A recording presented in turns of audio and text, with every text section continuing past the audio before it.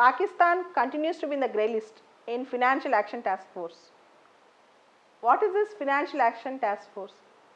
Financial Action Task Force ensures that investments from one country to other country, one member country to other member country will not go for terror financing or money laundering. Generally, under the guise of some binami transactions or some investments, terror financing and money laundering will be done between and among various country citizens. But Financial Action Task Force ensures that the investment will not go for wrongful purposes, particularly for terror financing and money laundering. The Financial Action Task Force, the headquarters of it was at Paris, France. It was formed in the year 1989 and India is a member. There are total 39 members. Out of 39, 37 are states and 2 are institutions, Gulf Cooperation Council and European Commission. India and Pakistan both are members. China also plays a strong role in Financial Action Task Force. Actually, from last 3-4 years, Pakistan is very much in watch list in the FATF. Pakistan is actually in the grey list and many countries are demanding that Pakistan should go into the blacklist as it tacitly supports terror financing and Pakistan uses terrorism as an instrument of state policy. But still Pakistan continues to be in grey list.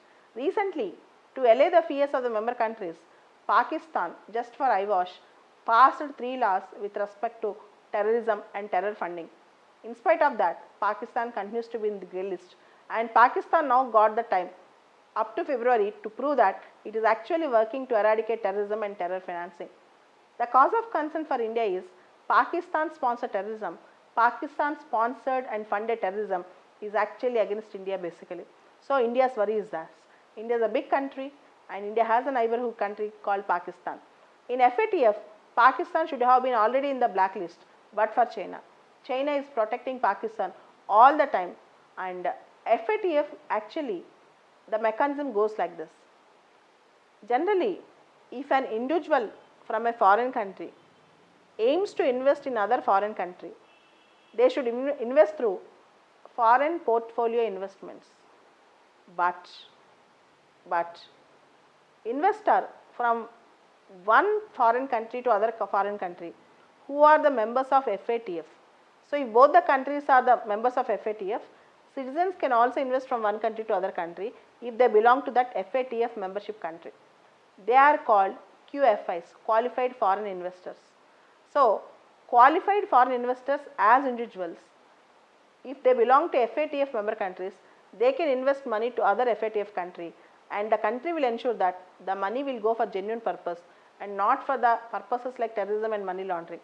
Whereas generally, we will not allow investments from foreign countries which are not the members of FATF because the money directly from the individual might go for wrong purposes. And FATF countries promise that they will ensure that the money will be used only for proper purposes, proper business purposes and not for terrorism or money laundering. Unfortunately, the countries like Pakistan, though joined in FATF, are using their investments and promoting investments for terror financing and money laundering, particularly terror financing, and FATF is showing great concern on this.